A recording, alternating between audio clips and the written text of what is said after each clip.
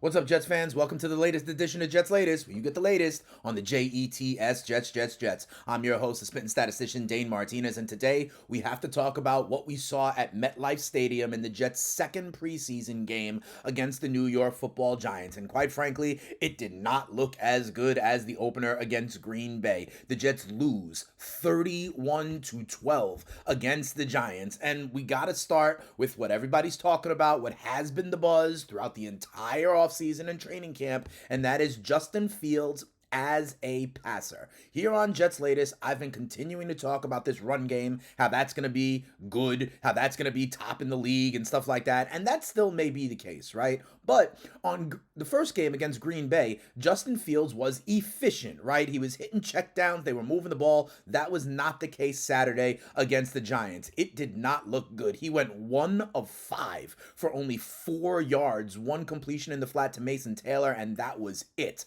Also of note, he targeted Garrett Wilson 3 times and could not connect. And if you watch the game like I did, he missed some easy plays. There was a check down to Breece Hall where he threw the ball high. There was a screen pass set up for Garrett Wilson, a wide receiver screen, and he just short hopped him. He didn't look good. He threw behind Garrett Wilson on another ball. That was a third down play, and Justin Fields did not look as good. It didn't look like they were able to move the ball through the air. Now, later on in the game, Dane Martinez made some good throws, but Justin Fields was inaccurate. And remember, Aaron Glenn has talked about this, that they're going to be a run-heavy team, but he just needs to be efficient in the passing game, and Fields was not that at all against the Giants defense, okay? And the fact that now in 2 games, he has not completed a pass to Garrett Wilson, when we talk about, the chemistry from being Buckeyes together and all that, that is something they are going to have to get on the same page on. They are going to have to demonstrate that in games against opponents,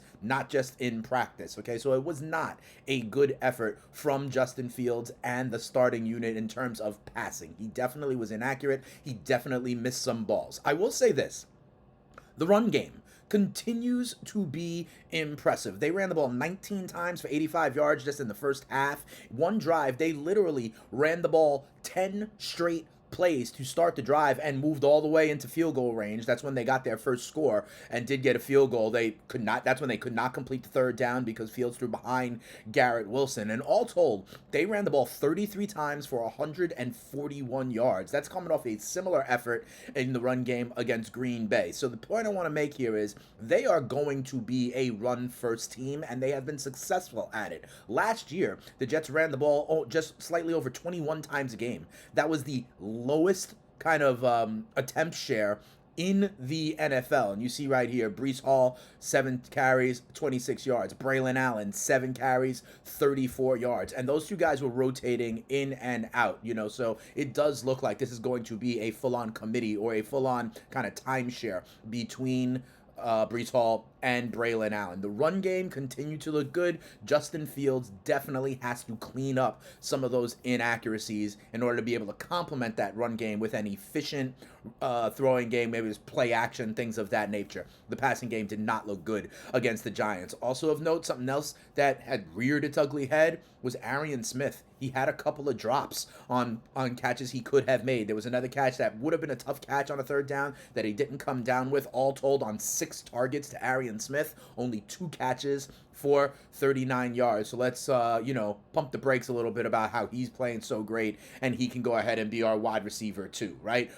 Brandon Smith, however, did continue to look good as another wide receiver. He had 5 catches for 48 yards on 6 targets. But all told, it did not look good for the Jets offense. And quite frankly, there were questions about the Jets defense as well at the beginning of the game. Most notably, the point I would say is free safety Andre Sisco, who was signed in the offseason to be a coverage safety. His strength was supposed to be as a, center fielder, rangy safety, and he got beat deep over the top by Russell Wilson for an 80-yard gain in that first drive, and that led to the first Giants touchdown, okay? So that was a little bit of a concern. I will say this on the positive side, the Jets had 2 turnovers. And in the first half, when the starters were playing, they did not allow the Giants to convert on a third down. I think they were 0 for 3, 0 for 4, something like that on third down. So they did hold up. They also, another thing that's going to be part of this identity and a stat to watch is time of possession. They had the ball for something like 37, 38 minutes against Green Bay. In that first half against the Giants, same kind of thing. They had it 19 minutes to the Giants, 11 minutes in the first half, right? So that was still a positive. They did give up that chunk gain in the 80-yard bomb over the top. There was another like screen pass that went for 20, 30 yards. But I will say this, they forced 2 turnovers. They won the time of possession. They won the turnover battle. And those are things that I know Aaron Glenn continues to talk about. And if you want to look at the bright side, the Jets defense did allow 31 points, did allow 478 yards. A lot of that was Jackson Dart in the second half against kind of backups. Okay, without that bomb over the top that beat Cisco and Stiggers, Russell Wilson went 3 of 6 for 28 yards. That bomb was the only score the Giants got in the first half, right? It was 7-6, I believe, going into halftime, right? And there were some positives. I will say that. I mean, Brandon Stevens had a nice pass breakup. Michael Carter made some plays as well. It was good to see him back out there. He made some good tackles. He made some good plays. So some of the starters like Stevens and Carter played well. Did not like the idea of Cisco because that's what he is there for. He's supposed to be the center fielder. He's supposed to be the rangy safety. He's not supposed to get beat over the top, and he got beat over the top. The other thing I will say, yes, they gave up a ton of yards and a ton of points, but the Jets were without, I mean, Sauce Gardner didn't play. Quinnen Williams didn't play. Will McDonald didn't play. Jermaine Johnson didn't play, right? So a lot of the starters were not there for the New York Jets. The most alarming thing was that Cisco got beat deep over the top. That's the exact thing he was signed to try to prevent from happening. And then, listen, Aaron Glenn said as much, okay? I don't know if you saw the game, but listen, they interviewed him at the end of the first half. He was like, we're sloppy, we got to fix it. And after the game, Aaron Glenn said some of the same things. The effort he just thought was not good enough against the New York Giants. Listen to what Aaron Glenn had to say. He goes, when you look at the overall game, it wasn't good enough at all. I thought we were sloppy. I thought we were undisciplined. When I say undisciplined, I'm talking about the penalties. I think we had 8 or 9 penalties that we got to clean up. Overall, we got to play much better. And that's the beauty of this game, because it always teaches you lessons. One week, you could be riding high because things are going extremely well, and the next week, you can get put on your ass. The thing is, if you want to be a winning team, you got to do everything you can every week to stay at that level of always keeping things above board, and we didn't do that today. The only thing we can do is look at the positives. We had a really good 2-minute drive, and we had 2 interceptions on the defensive side. Everything else that was wrong, we got to go back to work and fix next week. I mean, one of the things Aaron Glenn continues to harp on is this being disciplined and the penalties, and they popped up again. There were no penalties in the first quarter with the starters, but they did finish with 7 penalties for 65 yards, and the Giants got 3 first downs via penalty. That's not what you want to see, kind of making mental mistakes that allow the opposition to continue drives, right? And remember, the Jets had 8.1 penalties per game last year, 7.3 penalties per game the year before that. Both of those were the highest in the NFL. So all told, not a great effort from the Jets against the Giants at MetLife on Saturday. There are still some positives you can take, like winning the turnover battle. Remember, the Jets only had, I think, 7 interceptions last year, right? That was tied for 4th lowest in the NFL. They won the turnover battle again. The run game seems to still be able to kind of move people and move the ball, so that is a positive. But obviously, all week long, what you're going to be hearing about is Justin Fields, how he went, only 1 completion, how he's missing Garrett Wilson. That's going to be something that out there in, the tabloids and on social media is going to dominate. And I'm not making any excuses about it, right? I tell you all the time what is real. It did not look good because he missed easy throws, okay? An easy screen pass to Garrett Wilson, an easy check down to Breece Hall. So those are things that we got to clean up. And again, the penalties are going to be a major talking point for Aaron Glenn. There were some good things, but overall, we got to see what happens. And on the defensive side, we got to see what really happens when Quinnen Williams is there, Sauce Gardner is there, Will McDonald is there, right? That might have looked a little bit different. But the Jets go to 1-1 in the preseason. They beat Green Bay. They lose to the Giants. Up next week, another tough test against the defending Super Bowl champion